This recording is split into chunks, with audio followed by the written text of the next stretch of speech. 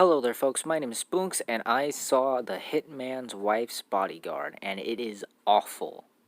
Going into this movie, I wasn't expecting all that much. I really enjoyed the first one. I thought it was hilarious, had good characters, great action, and I thought it was better than the majority of people who saw it made it out to be. But even I thought it didn't warrant a sequel, and while the trailers didn't make me worried, it did look lesser in quality, despite me thinking that it still looked funny, and not to mention how terrible the title is. I still wasn't expecting it to be awful. Like, at the most, it would probably be at least mediocre.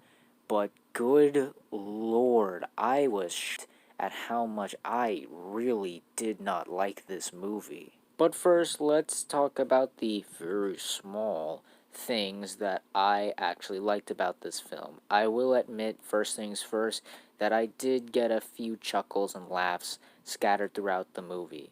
Most of them were already in the trailer, but hey, I laughed at them and they were still funny, so there's that. And I liked Morgan Freeman's role in the film. His appearance caught me off surprise, and he provided a couple of laughs, and I also liked how his role became more essential to the plot as the film went on. That's all I got for this movie. Everything else fails in a spectacular way. First off, the plot doesn't make a lick of sense. Honestly, I would be able to talk to a person and tell them the plot for Tenet faster and more intricately than the plot for this movie.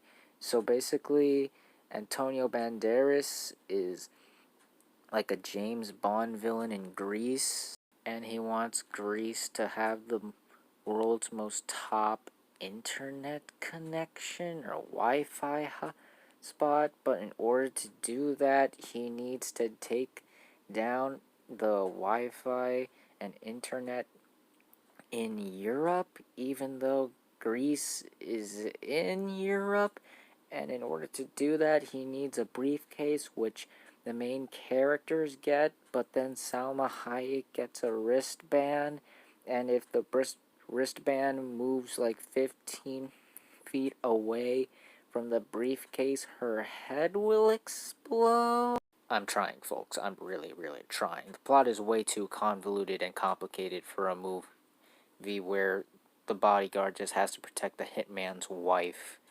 The characters in here are also unlikable and obnoxious and annoying. Ryan Reynolds spends the whole movie whining and screaming and acting childish. I know he's going from stress, but geez, aloo. And he didn't act like this at all during the first film. In the first film, he was composed, sarcastic, and he'd only yell if something wasn't going right for him. Salma Hayek's character is basically she says something vulgar and raunchy, and that's it. That's the joke.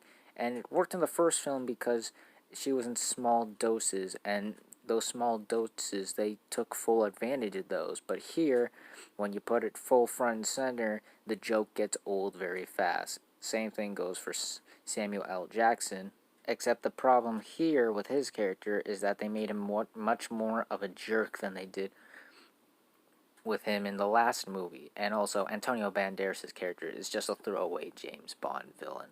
Like, the filmmakers literally went through the trash of wasted, bad, original ideas for James Bond villains in the past, and they just went, alright, they're not using him, so let's put him for our movie. Even the action sequences I thought were poorly done and were paled in comparison to the first film's action sequences. Nothing really stood out, and you didn't feel the intensity or the weight that the first film had with its action sequences. And probably the biggest sin with these action sequences is that they're all shot on shaky cam, meaning that the camera is moving up and down or left and right an abundantly amount of times, and you can barely tell what even is going on and who is hitting who in the moment. And good lord, is this film not funny. This film thinks that being loud, obnoxious, raunchy, vulgar, and crass is the equivalent to a joke, and most of the time, it's really not. That's the basic punchline to these jokes. And if you've seen the trailer, you've seen all the best jokes, so why bother seeing the movie? From running gags about the film Overboard to the characters bickering with each other to even Ryan Reynolds getting hit with a car and then doing a backflip like a Looney Tunes character after getting hit with said car. It's all poorly timed and not really well executed.